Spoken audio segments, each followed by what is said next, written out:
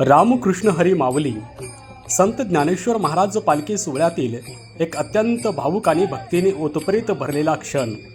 बरड नगरीमध्ये बरडकरांचा पाहुणचार स्वीकारून त्यांचा निरोप घेत माऊली पालखी आता नातेपुत्य मुखामध्ये मार्गस्थ झालेली आहे।